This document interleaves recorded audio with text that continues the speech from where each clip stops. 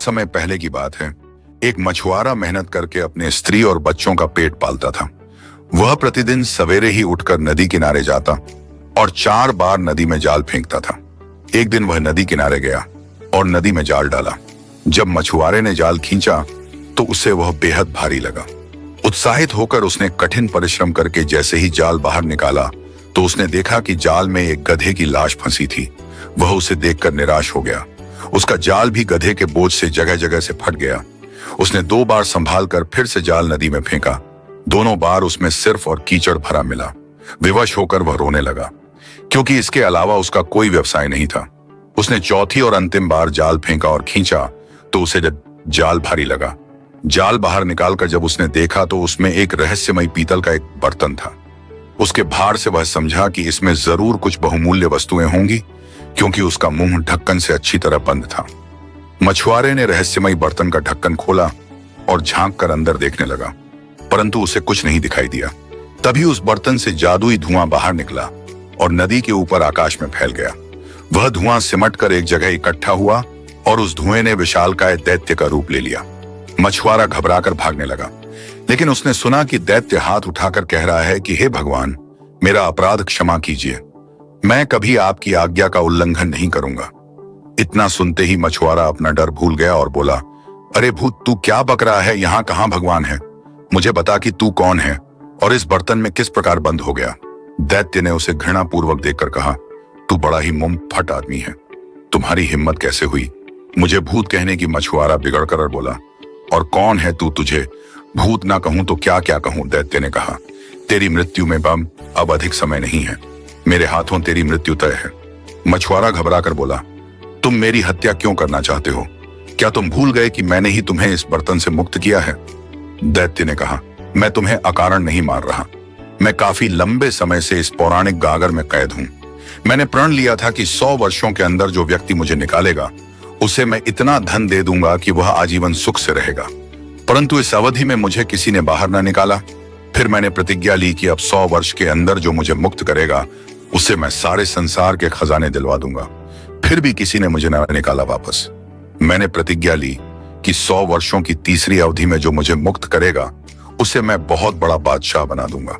जब इस तीसरी अवधि में भी किसी ने मुझे ना निकाला तो मुझे बड़ा क्रोध आया और उसी अवस्था में मैंने प्रण लिया कि जो मुझे अब बाहर निकालेगा मैं उसके प्राण ले लूंगा। हाँ, उसके साथ इतनी रियायत करूंगा कि वह जिस प्रकार से मरना चाहेगा मैं उसे उसी प्रकार से मारूंगा। अब चूंकि तूने मुझे बाहर निकाला है, इसीलिए अब तू बता कि तुझे किस प्रकार मारूं। मछुआरा भयभीत हुआ और सोचने लगा कि मैं भलाई करके उसके बदले मृत्यु दंड पा रहा हूं। मछुआरे ने अंत में अपनी रक्षा का एक उपाय सोचा। वह दैत्य से बोला, मैं समझ गया कि तुम्हारे हाथ से मेरी जान नहीं बच सकती। यदि भगवान की यही इच्छा है तो मैं इसे स्वीकार करता हूं, लेकिन जब तक मैं अपने मरने का तरीका सोच रहा हूं तब तक तुम मेरे एक प्रश्न का उत्तर दो।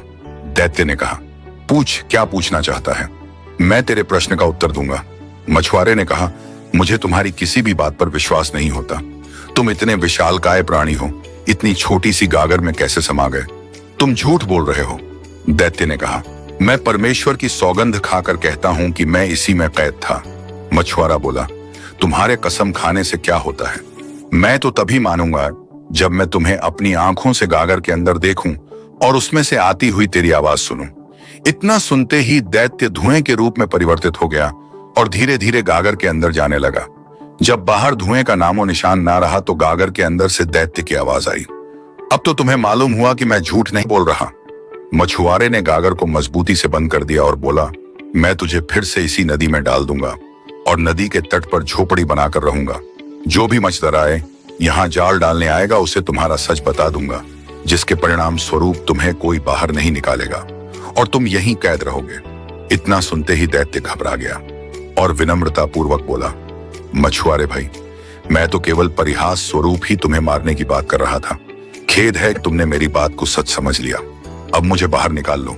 मछुआरे ने हंसकर कहा, क्यों भाई, जब तुम बाहर थे तब तो खुद को बड़ा शक्तिशाली दैत्य समझकर अकड़ रहे थे। दैत्य ने कहा, भगवान के लिए मुझे नदी में वापस फेंकने का इरादा छोड़ दो। इस प्रकार दैत्य बाहर निकलने के लिए गिड़गिड़ा लगा। फिर दैत्य बोला, यदि तुम मुझे इस बार छोड़ दो तो मैं तुम्हारे साथ बड़ा उपकार करूंगा। मछुआरा बोला, तू महाधन है, मैं तेरी बात पर कैसे विश्वास करूं? अगर मैंने तुझे छोड़ दिया तो तू इस उपकार का भी मुझे ऐसा ही कुफल देगा जैसा ग्रीक नामी बादशाह ने दिया था। दैत्य ने कहा, कौन था ग्रीक बादशाह? मछुआरे ने कहा, नारंग देश में गरीब नामक बादशाह रहता था।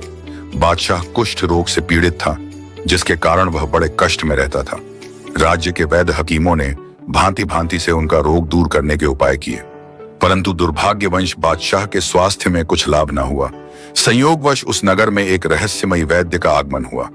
वह चिकित्सा शास्त्र में अद्वितीय था। जड़ी बूटियों की पहचान उससे अधिक किसी को भी न थी। जब उसे मालूम हुआ कि यहाँ के राजा को ऐसा भयंकर कुष्ठ रोग है, तो वह राजा के महल में जा पहुंचा और उनसे भेंट करने के लिए प्रार्थना करने लगा। बादशाह ने अनुमति दे दी तो वह उसके सामने पहुंचा। वैद्य ने राजा को प्रणाम करके कहा, मैंने सुना है कि नगर के सभी हकीम आपका इलाज कर चुके और कोई लाभ ना हुआ। यदि आप आज्ञा दें तो मैं दवा दिए बगैर ही आपका रोग दूर कर सकता हूं। बादशाह ने कहा, मैं दवाओं से ऊप हूं। अगर तुम बगैर दवा के मुझे स्वस्थ कर दो तो मैं तुम्हें बहुत पारितोषिक दूंगा। वैद्य ने कहा, भगवान की दया से मैं आपको बगैर दवा के ठीक कर दूंगा। मैं कल से ही चिकित्सा आरंभ कर रहा हूं। अवैध अपने निवास स्थान पर पहुंचा और वहां पर उसने चमत्कारी जड़ी बूटियों के माध्यम से औषधि का निर्माण किया। वह उस औषधि को लेकर बादशाह के पास पहुंचा और बोला, महाराज, मैं इन औषधियों को आपके शयन स्थान के पास रख रहा हूं। रात को सोते समय इनकी महक आपके शरीर में प्रविष्ट करेगी और अगले दिन आपके समस्त रोग दूर हो जाएंगे। बादशाह को उसकी बात पर विश्वास ना हुआ, परंतु दूसरे दिन जब बादशाह उठा तो उसने अपने शरीर को ऐसा निरोग पाया जैसे उसे कभी कुष्ठ रोग हुआ ही नहीं था। बादशाह को इस चमत्कारिक चिकित्सा से बड़ा आश्चर्य हुआ। बादशाह ने वैद्य को बुलाकर अपने बगल में बिठाया। उन्होंने दरबार के लोगों के सन्मुख वैद्य की अत्यधिक प्रशंसा की। बादशाह ने उसे भोजन कराया और संध्याकालीन दरबार समाप्त होने पर जब दरबारी विदा हो गए तो उन्होंने एक बहुत ही कीमती राजवस्त्र और बहुत सारा धन इनाम में दिए। इसके बाद भी वह दिन प्रतिदिन वैद्य को उपहार देता। बादशाह का मंत्री वैद्य की इस प्रतिष्ठा और उस पर बादशाह की ऐसी अनुकंपा देखकर जल उठा।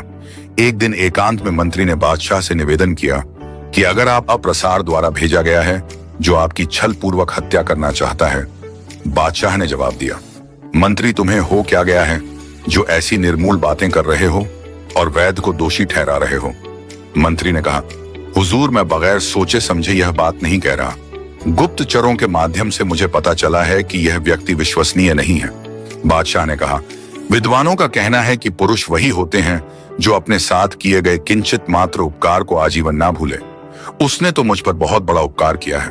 अगर मैं उसे थोड़ा इनाम दे भी रहा हूं तो तुम उससे जलने क्यों लगे? मंत्री बोला, अगर मेरी बात असत्य निकले तो आप मुझे वैसा ही दंड देना जो एक राजा ने अपने अमात्य को दिया था। अंत में उस अमात्य को मरना ही पड़ा था। बादशाह ने कहा, तुम किसकी बात कर रहे हो? वजीर ने कहा, हे राजन, प्राचीन समय में एक राजा था। उसके राजकुमार को शिकार का बड़ा शौक था। राजा उसे बेहद चाहता था, जिसके चलते वह राजकुमार की किसी इच्छा को अस्वीकार नहीं करता। एक दिन राजकुमार ने शिकार पर आना चाहा।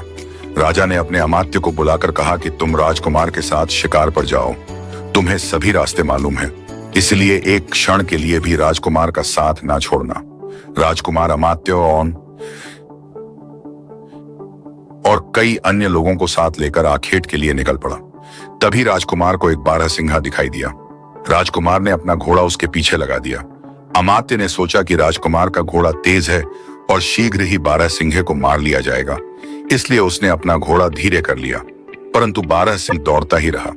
काफी दूरी तय करने के उपरांत बारहसिंह राजकुमार की आंखों से ओझल हो गया।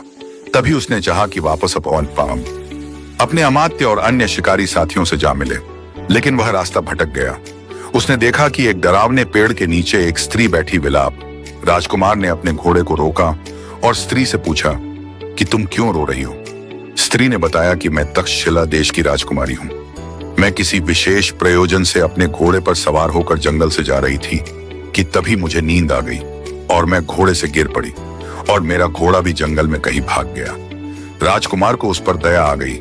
वह उसे अपने साथ लेकर स्त्री की राजधानी की तरफ निकल पड़ा कि तभी एक डरावने वृक्ष के पास पहुंचकर स्त्री ने पुकार कर कहा, बच्चों, प्रसन्न हो जाओ, मैं तुम्हारे लिए भोजन लाई हूं। जवाब में आवाज आई, अम्मा कहाँ हैं?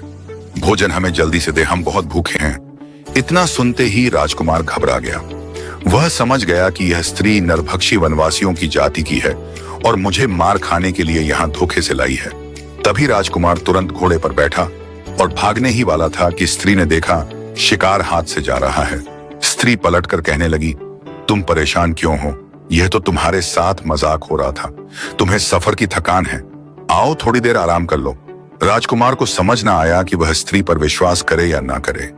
उसने अपने दोनों हाथ उठाकर कहा, हे भगवान, यदि तू सर्वशक्तिमान है तो मुझे इस विपत्ति से बचा और मुझे मेरा मार्ग दिखा। उसके इतना कहते ही नरभक्षी स्त्री जंगल में गायब हो गई और कुछ ही देर में राजकुमार को अपना मार्ग भी मिल गया। वह अपने महल जा पहुंचा और उसने अपने पिता को संपूर्ण वृत्तांत कह सुनाया। राजा इस बात से इतना क्रोधित हुआ कि उसने अमात्य का वध करवा डाला। मंत्री बादशाह को यह किस्सा सुनाकर बोला, मैंने विश्वस्त सूत्रों से मालूम किया है कि वैद्य आपके किसी दुश्मन का जासूस है और उसने इसे यहाँ पर इसलिए भेजा है कि आपको धीरे धीरे मार दे। मंत्री ने बादशाह को इतना बहका कि वह वैद्य पर संदेह करने लगा। बादशाह ने कहा, शायद तुम ठीक ही कहते हो सकता है कि यह मेरी हत्या के उद्देश्य से आया हो और किसी समय मुझे कोई ऐसी औषधि दे जिससे मेरी जान जाती रहे। मुझे वास्तव में अपने लिए खतरा मालूम होता है। मंत्री ने सोचा कि अपने षड्यंत्र को शीघ्र ही पूरा करना चाहिए, ऐसा ना हो कि बादशाह का विचार बाद में पलट जाए। मंत्री बोला, महाराज फिर देर किस बात की, उसे अभी बुलवाकर क्यों नहीं मरवा देते? बादशाह ने कहा, तुम ठीक कहते हो। बादशाह के आदेश पर सैनिक वैद्य को पकड़कर महल में ले आए। वैद्य बोला, हुजूर, ऐसा क्या गुनाह हो गया जो यह सैनिक मुझे पकड़ लाए हैं? बादशाह ने कहा, मैंने तुम्हें प्राण दंड देने के लिए बुलाया है ताकि मैं तुम्हारे षड्यंत्र से बचाव कर सकूं। वैद्य को बड़ा आश्चर्य हुआ। उसने पूछा कि मेरा अपराध क्या है? बादशाह ने कहा, मुझे लगता है कि तुम मुझे मारने के लिए आए हो। इतना कहकर बादशाह बोला, सिपाही इसका सर धड़ से अलग कर दो। वैद्य समझ गया कि मेरे शत्रुओं ने द्वेष के कारण बादशाह को भड़काया है। वह बहुत देर तक बादशाह के सामने निर्दोष सिद्ध करता रहा, लेकिन बादशाह ने उसे मारने की जिद पकड़ ली। बादशाह ने कहा, सैनिकों, मेरा मुंह क्या देख रहे हो? इस वैद्य को मार डालो। वह समझ गया कि मेरी जान नहीं बच सकती। उसने बादशाह से कहा, स्वामी, मुझे इतनी मोहल्ले तो दें कि मैं घर जाकर एक पुस्तक ले आऊं और उसे आपके पुस्तकालय में रख दूं। बादशाह ने कहा, तेरे पास ऐसी कौन सी पुस्तक है जो मेरे लायक हो? वैद्य ने कहा, वह एक जादुई पुस्तक है। मेरे सर के काटे जाने के बाद आप उस पुस्तक के छठे पन्ने के बाएं पृष्ठ की तीसरी पंक्ति को पढ़कर जो भी प्रश्न करेंगे उसका उत्तर मेरा कटा हुआ सर देगा। वैद्य की बात सुनकर बादशाह को बड़ा आश्चर्य हुआ। बादशाह की आज्ञा अनुसार सिपाही वैद्य को उसके घर ले गए। अगले दिन जब उसे बादशाह के सामने लाया गया तो उसके हाथों में एक एक मोटी सी पुस्तक थी जो एक कपड़े में लिपटी थी। वैद्य ने बादशाह से कहा, मेरे कटे हुए सर को एक थाल में इस कपड़े पर रखना, जिससे खून बहना बंद हो जाएगा। इसके बाद मेरी बताई हुई पंक्ति पढ़कर जो भी आप पूछेंगे वह मेरा कटा हुआ सर बता देगा। लेकिन मैं फिर आपसे निवेदन कर रहा हूं कि मैं निरपराध हूं। आप मुझ पर दया करें और मेरे वध का आदेश वापस ले लें। बादशाह ने कहा, नहीं, अब मुझे जो भी सुनना होगा तेरे कटे हुए सर से ही सुनूंगा। तेरे रोने पीटने का कोई लाभ नहीं है। यह कहकर बादशाह ने पुस्तक अपने हाथ में ले ली और जल्लाद को वैद्य को मारने की आज्ञा दी।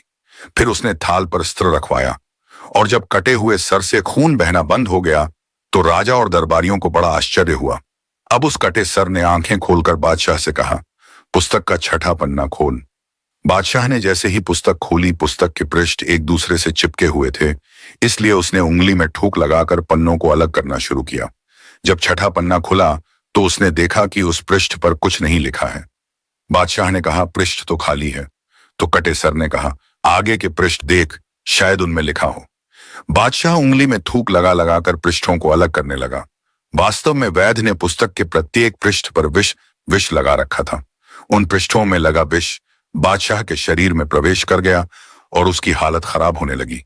किंतु उसने कटे सर से प्रश्नों के उत्तर पाने के शौक में इस पर कुछ ध्यान न दिया और अंततः उसकी दृष्टि मंद पड़ गई और वह राज सिंहासन से गिर पड़ा। वैद्य के सर ने जब देखा कि विष पूरी तरह छड़ गया और बादशाह क्षण दो क्षण का मेहमान है, तो वह हंसकर बोला, हे क्रूर अन्याय, तूने देखा कि निर्दोष की हत्या का क्या परिणाम होता है। यह सुनते ही बादशाह के प्राण निकल गए। इस प्रकार उसे अपने किए का फल मिल गया। मछुआरा यह कहानी सुनाकर दैत्य से कहने लगा, यदि गरीब बादशाह वैद्य की हत्या ना करता तो भगवान उसे ऐसा दंड ना देता। दैत्य, तेरा हाल भी उस बादशाह की तरह है। तू अगर बंधन से छूटकर मुझे मारने की इच्छा ना करता तो दोबारा बंधन में ना पड़ता। अब मैं तुझ पर दया करके तुझे फिर से स्वतंत्र क्यों करूं? मैं तो गागर समेत तुझे फिर नदी में डाल रहा हूं जहां तू अनंत काल तक पड़ा रहेगा। दैत्य बोला, मेरे मित्र तू ऐसा ना कर।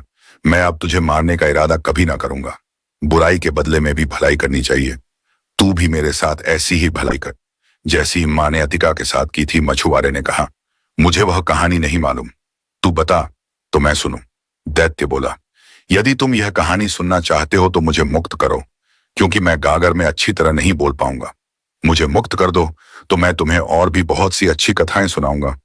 मछुआरा बोला, मुझे नहीं सुननी तेरी कहानी। दैत्य ने कहा, तो मुझे छोड़ दे तो मैं तुझे बेहद धनी व्यक्ति होने का उपाय बताऊंगा। मछुआरे को लालच आ गया।